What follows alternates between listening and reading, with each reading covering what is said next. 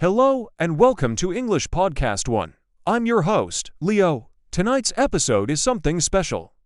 We're not just telling a story, we're stepping into one. A mystery that begins with a letter, a forgotten locket, and a question that has echoed for 30 years. My guest is Elena Petrov. Elena, thank you for bringing this story to us. Thank you for having me, Leo. It's a story I've carried for a long time. It's time to let it out. Let's start at the beginning. Set the scene for us. It was a rainy October afternoon. My father had passed away a few weeks before, and my brother Ben and I were finally tackling the attic of our childhood home. It was a time capsule, and a mess. Dust so thick you could write your name in it, and in the far corner, behind my grandmother's old wedding trunk, was a small, metal strongbox. We had to break the rusted lock with a hammer. What was inside? The usual things: old passports, my parents' marriage certificate, and a bundle of letters, tied with a faded blue ribbon. They were addressed to my father from a woman named Clara, and tucked within them was a photograph of my father, young, maybe 19, with his arm around a girl who wasn't my mother. They were standing by a lake laughing, and she was wearing a silver locket shaped like a heart. A piece of a past you never knew about.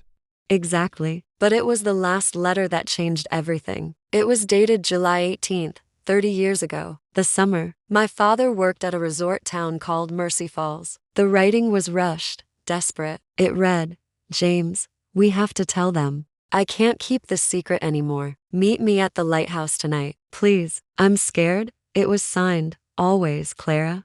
And that was it. No other letters. What happened after that? Nothing. That was the last letter. The story just stopped. Ben thought it was just a teenage drama, but I couldn't let it go. My father was the most honest, straightforward man I knew. Why would he keep this? What was the secret? What happened to Clara at the lighthouse? I had to find out. So you went to Mercy Falls. I did. It was a town frozen in time. I showed the photograph at the local diner. An old waitress. Her name was Mabel. She recognized Clara immediately. Her face went pale. "Clara Mitchell," she said. "Such a sweet girl. Such a tragedy." A tragedy.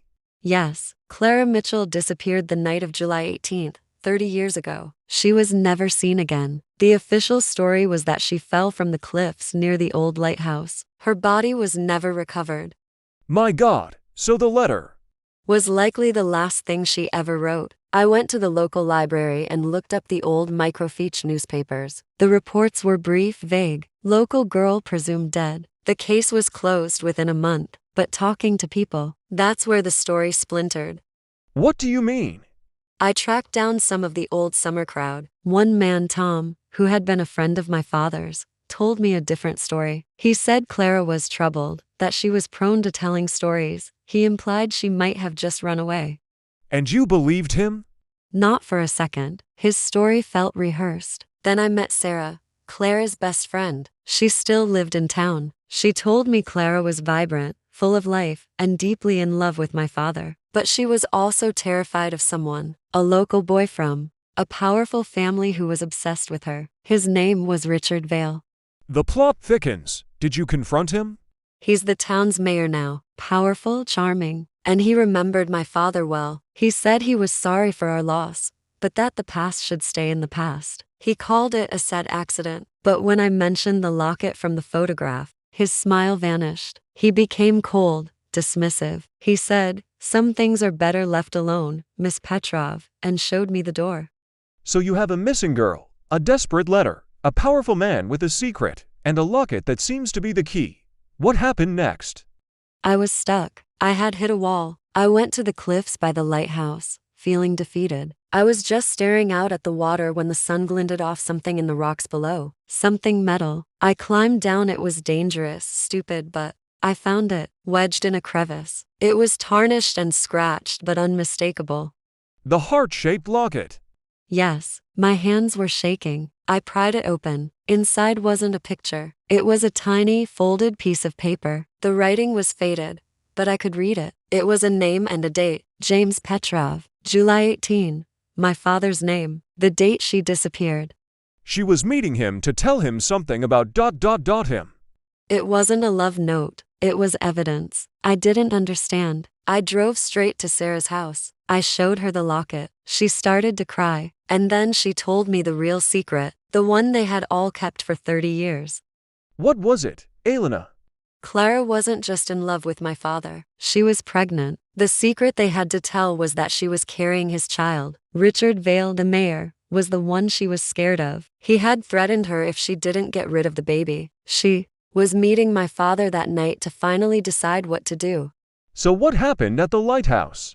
Sarah wasn't there, but she always believed Richard followed her, that there was a confrontation. My father was supposed to be there, but he was late. His car broke down on the old coastal road. By the time he got there, Clara was gone. He always blamed himself. He thought if he'd been on time, he could have saved her. He kept the letters and the secret out of guilt and shame. Richard Vale used his family's influence to have the case buried quickly. Everyone looked the other way. That's heartbreaking. So it was an accident, or was it something else?